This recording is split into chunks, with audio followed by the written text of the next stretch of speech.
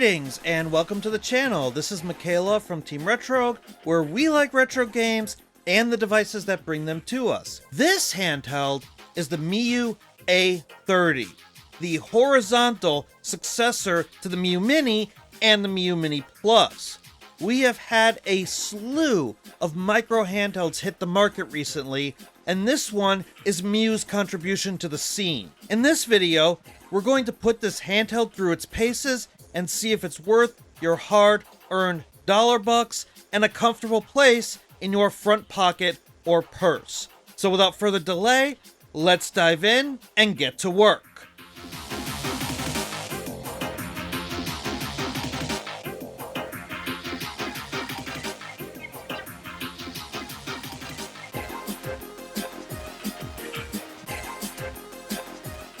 At time of recording, the Miyoo A30 can be purchased from Geek Goo for a very reasonable $55.99 before shipping. The review unit featured in this video was sent to me by Geek Goo for the purposes of this review. As is always required, all opinions are my own, I am not being paid, and they are not seeing this video before it is published. So it's time to hop onto our mount and ride into Spec Town. The Miyoo A30 is powered by an all-winner A33 CPU. Storage is through a single SD card slot, which houses a Linux operating system. The device has 512 megabytes of RAM, and the screen is a 2.8-inch IPS display with a 640 by 480 resolution. The A30 has a 2600 mAh battery and 2.4 gigahertz Wi-Fi. The unboxing of this device is very interesting because the A30 ships in its carrying case. In the case, you get an instruction book, a charging cable, and a USB-C to 3.5mm adapter. So now let's grab this tiny unit and do our tour of the device. On top of the device are the compact shoulder buttons. These are definitely the type of shoulder buttons designed for a pocketable handheld, and we have seen clicky buttons like these since the days of the Anbernic RG351P. Most of the I/O is on the top of the device with a home button, a USB-C charging port, volume buttons, and the right shoulder and trigger buttons. The right edge of the device houses a single power button with no I/O on the left. The D-pad is pretty good. It's a decent size for a small device like this, and it feels similar to an NES controller. If we test out the controller using the typical tests, like the Retro Game Core patented Contra test, this shows that you're not going to hit any accidental diagonals, and once I got used to the feel of the D-pad, I was able to pull off special moves in fighting games with relative success. There is a single Switch-style joystick on this device that is serviceable. The face buttons on the right are also a nice size for a compact handheld, and the texture feels pretty good. These are nice, mushy face buttons, and they don't push into the device, which is a positive. The only other I/O is a single MicroSD card slot on the bottom of the device. So now let's do a couple of comparisons to other handhelds that are close in size to the Miyoo A30, starting with the Anbernic RG28XX.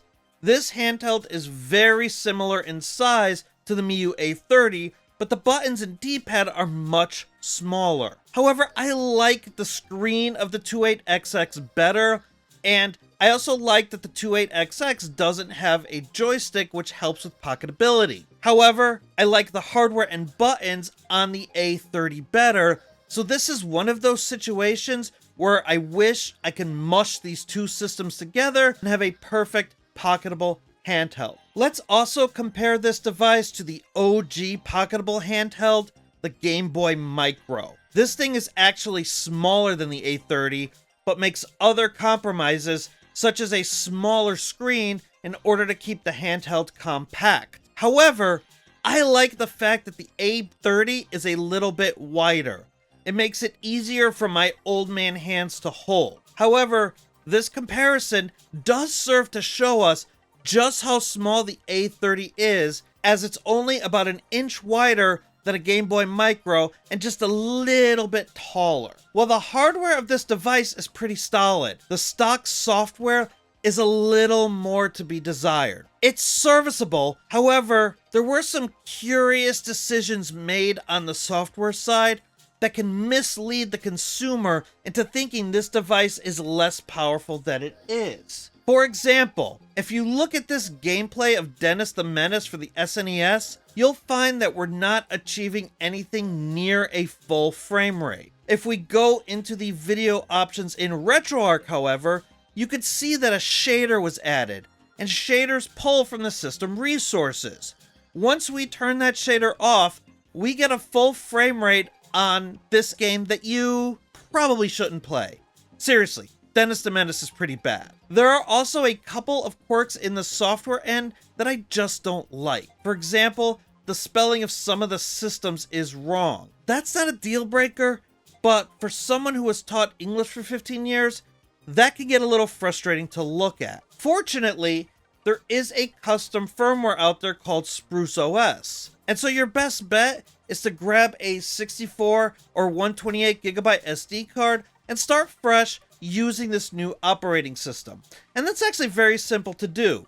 All you need to do is format an SD card to FAT32 using a program such as GUI format, and then copy the contents of the zip file in the GitHub page to the newly formatted card. And once this is done, you could load up your own ROM collections and plug the SD card into the A30. And this fixes a lot of issues with the stock operating system and makes systems playable without having to take shaders off or overclock the system. And on SpruceOS, I found that all of the 8 and 16-bit systems I would want on this handheld work just fine. However, I was also surprised by the amount of playable N64 and Dreamcast titles once I got SpruceOS up and running. I fired up Kirby 64, fully expecting low frame rates, and I ended up with a decently playable game. I actually sat down and played more of this game on this handheld than any of the other ones that I've tested. The same went for Street Fighter 3 on the Dreamcast. There was a small stutter on the character selection screen, and then I just played through arcade mode for longer than I thought I would. And I was enjoying myself. I didn't expect to get lost playing games on this device, and I kind of was surprised to the point where I looked up at my wife and said, I think I like this handheld. I went in with low expectations, and this device somehow managed to exceed them thanks to SpruceOS. Unfortunately, I also noticed the back of the unit starting to get warm when playing these higher-end games, and that kind of brought me back to reality on some of this handheld's shortcomings. In addition, there are some N64 games that played decent, but I still mark them as unplayable due to the lack of a second analog stick. Star Fox 64 and Super Mario 64, for example, needs that second joystick in order to comfortably use the C buttons. You could hold R2 and switch to a C buttons mode and use the C buttons that way, and it at least makes these games somewhat playable, but it's not necessarily a good experience. Ultimately, I really found that the best way to play N64 and Dreamcast was to stick to the lighter 2D titles that didn't require a mass of buttons to play. And so I wouldn't consider this device an N64 and Dreamcast machine, but if one of those games works well on the A30, it's a nice bonus. And with that statement, this is a good spot to wrap things up with my final thoughts. And let's start with the positives. I really like the size of the buttons on this small device. As much as I like the Immernic RG28XX, I find myself gravitating towards the A30 more just because the size of the D-pad and the buttons make it much easier to use over the baby buttons of the 28XX. The pricing of this device is pretty competitive for what it does, and you can enjoy a pretty large library of retro games for the cost of one AAA game. This makes it a good entry handheld if you don't want to spend a lot of money, but you want to play some older games. This thing is small, so I could fit it into my right front pocket with my wallet and barely notice it's there. And for the size, it's still a pretty capable handheld that could run up to PS1, and you might get a little N64 and Dreamcast out of it if you're daring. But of course, no device is perfect, and it's now time to address the negatives. I really dislike the StockOS on this device.